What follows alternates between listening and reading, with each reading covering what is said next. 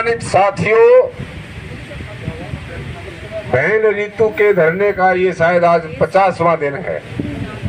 उनकी इस हिम्मत को बार बार सलाम।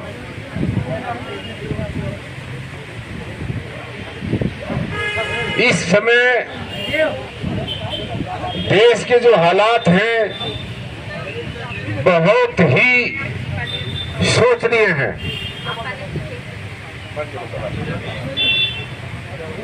ये लड़ाई संविधान बचाने की और देश का लोकतंत्र बचाने की है।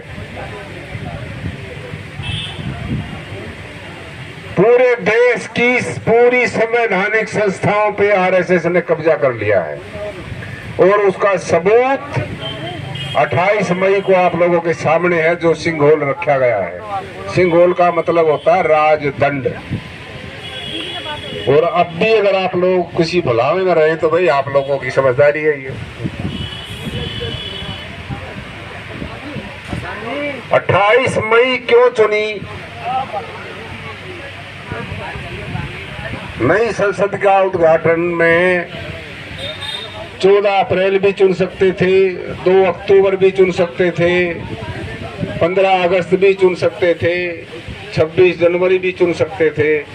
ये 28 मई कहां से ढूंढ कर लाए हैं पता है?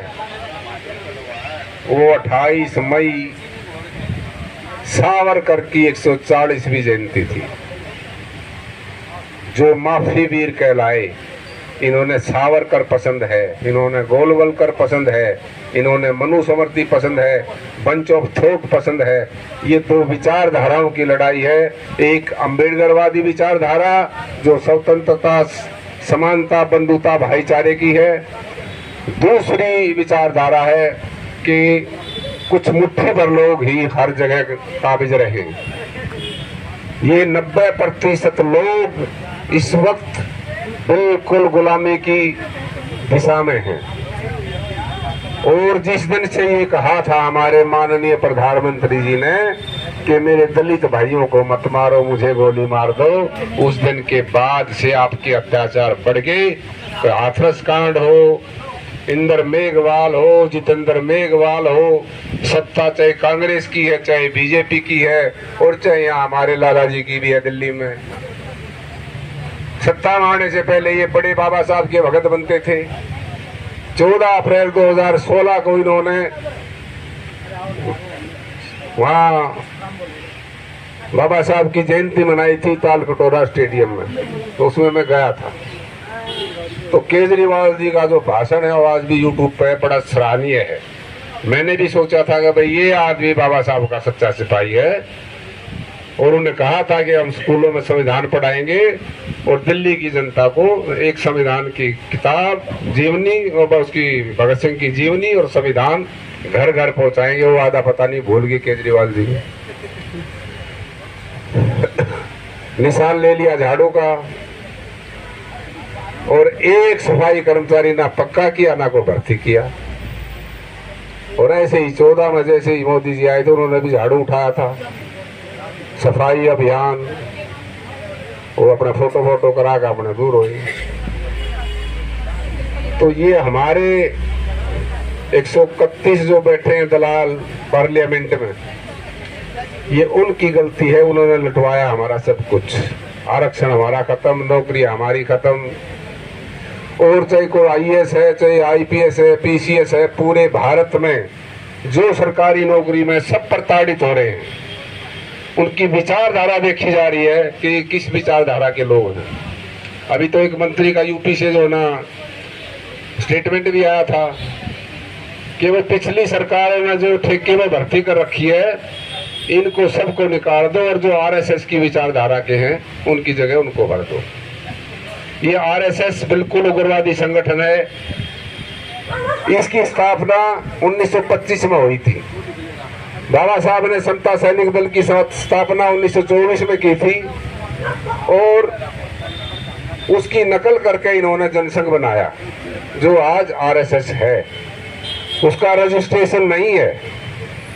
आरएसएस का एक 16 पेज का एजेंडा मेरे हाथ लग गया कहीं, उस पर किसी के साइन नहीं है, कोई डेट नहीं है। मंडल कमीशन लागू होने के बाद प्रयागराज में बैठक हुई और वहाँ जो डिसीजन लिए गए, वहाँ ये लिए गए उसमें कि भाई इनकी नौकरियां खत्म करो, ये तो बड़े बोलने लग गए, इसलिए ये सब निजीकरण लिया है। और वो ना राम मंदिर बनाएंगे,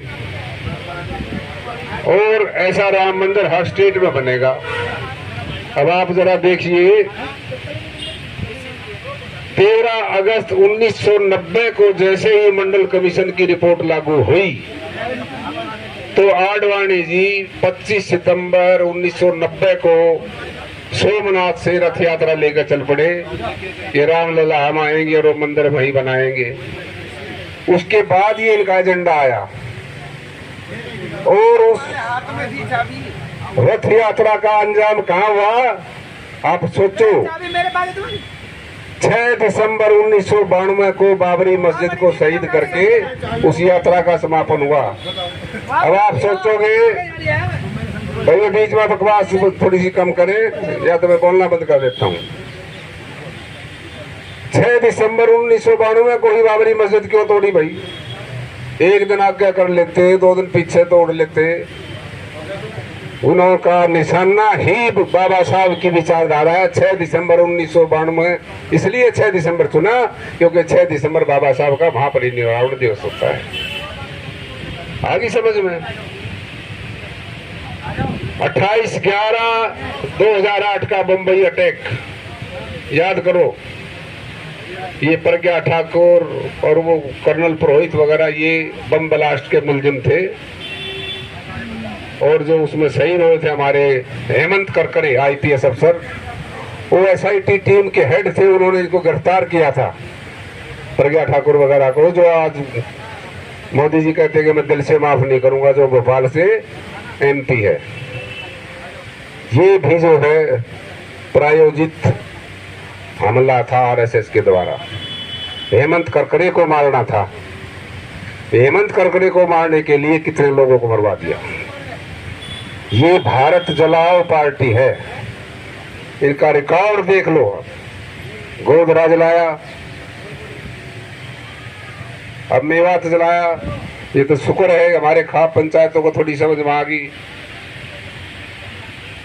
मणिपुर 6 महीने से जल रहा है, एक सिंगल वर्ड नहीं। और सारे जो ना पत्रकारों को धमका रखा है कि कुछ नहीं बोलोगे मणिपुर पर, ना कोई दिखाएगा ना कोई बोलेगा। मणिपुर की वही पोजीशन है जो आज गाजा पट्टी की हो रही है, फिलिस्तीन की हो रही है। मैं देश नहीं झुकने दूंगा, मैं देश नहीं बिकने दूंगा। देश भी दिया, झुका भी दिया। अभी 15 दिन पहले अरुणाचल का आया था नक्शा, सारा का सारा चाइना ने कब्जा कर लिया। इतने झूठ और जुमलेबाज में जो 9 साल निकाल दिए। अब जो है ना इंडिया गठबंधन ना खोलनी चाहिए कि पूरे BJP और RSS के खिलाफ एक उम्मीदवार उतारे साझा, और वो भी ईमानदार, पढ़ा लिखा, काबिल, और इनको 0 पे ले आए अगर लोकतंत्र बचाना है तो। और ये दोबारा अगर सत्ता में आ गए तो आगे इलेक्शन नहीं होगा। आप लोग पूरी तरह गुलाम हो चुके हैं। रमेश कुमार ने कहा था एक बार, NDTV के जो पत्रकार हैं, इस्तीफा देने से पहले, क्या भाई क्या देश गुलाम हो चुका है? तो उसने कहा था कि क्या हटा दो, क्या लगाने की जरूरत है, देश गुलाम हो चुका है। तो ये सारा क्रोनोलॉजी समझ लो उनकी डेट वाइज। ये फोटो पे माला डालते हैं, बाबा साहब को स्टेज पर रखेंगे जैसे बहुत बड़े भगत हैं, लेकिन विचारों पर पूरी तरह ताला लगा रखा है। काम करना उल्टा। संविधान की शपथ लेकर के जो लोग बैकडोर से मनुस्मृति लागू कर रहे हैं वो देशद्रोही हैं। अभी 15 अगस्त को जो है प्रधानमंत्री के आर्थिक सलाहकार विवेक ओबराय हैं, उन्होंने एक लेख लिखा, वो लेख है मेरे पास, कि संविधान काफी पुराना हो चुका है, इसको पूरा बदलने चाहिए। ऐसा कहना देशद्रोह है। अरे तू आर्थिक सलाहकार है, तू सुझाव दे कि गरीबी क्यों है देश में, भूखमरी क्यों है, बेरोजगारी क्यों है। संविधान से बड़ी चिढ़ है लोगों को। आरएसएस ने कभी संविधान में विश्वास किया ही नहीं। ये आरएसएस 3 किताबों में चलती है, बंच ऑफ थॉट और सावरकर का हिंदुत्व और मनुस्मृति, इनकी 3 किताबें टेप हैं। ये जब पार्कों में अपनी शाखा लगाते हैं उन 3 किताबों पर चर्चा होती है इनकी। इन्होंने संविधान से कोई लेना देना नहीं। जैसे ही संविधान लागू हुआ 26 जनवरी 1950 को, तो उसी 3 दिन बाद इन्होंने बाबा साहब के पुतले फूंके थे और संविधान की कॉपियों में आग लगाई थी कि ये संविधान हमारे किसी काम का नहीं है, हमारा संविधान मनुस्मृति है। तो बाबा साहब इस कारवा को लेकर आए, उनकी बदौलत है। मैं हर जगह बोलता हूँ, ये रोटी, कपड़ा, मकान और ये जुबान, ये बाबा साहब की दी हुई है, किसी 33 करोड़ देवताओं ने नहीं दी। अगर वो 33 करोड़ देवी देवता देते तो आज सारे हमारे बुजुर्ग बेगारी करके चले गए। वो स्वर्ग में है या नरक में हो तो वो जाने, हम तो उसमें विश्वास नहीं करते। ये जो कुछ मिला है आप लोगों को संविधान से मिला है, आज संविधान को ही खतरा है, देश के लोकतंत्र को खतरा है। इसको सारे बचाएं, सबकी ड्यूटी है। और हमारे समाज के जितने लीडर हैं, हर अब अपनी सभा में कहें, अरे इकट्ठे हो जाओ, इकट्ठे हो जाओ। अरे तुम इकट्ठे हो जाओ, तुम तो गिनती के हो, समाज तो इकट्ठा है, कहा जा रहा समाज। जो हमारी टॉप की लीडरशिप है, 10-12 जो भी हैं, कहीं पर भी हैं, वो इकट्ठे हो जाओ। आज 131 रिजाइन करते हैं, सरकार गिर जाएगी और ये समाज उनको 131 को फिर चुन देगा और समाज में हीरो बन जाएंगे। वो 131 आज रिजाइन कर दे तो 6-7 महीने रह रहे हैं, करें रिजाइन, दिखाएं हिम्मत। अगर इसे बाबा साहब के असली चेले हैं तो वो, अगर वो रिजर्व सीट नहीं होती क्या चुन कर चले जाते वो? तो टारगेट 24 का रखिए और इग्नोर कर रहे हैं। हमारे को 50 दिन हो गए, उन्हें सुनना होता तो सुन लेते। अब तो खाली कोर्ट से ही उम्मीद है, सरकार से कोई उम्मीद नहीं है। क्यों? सरकार तो बैठी हमारे के लिए, हमारे को सताने के लिए बैठी है।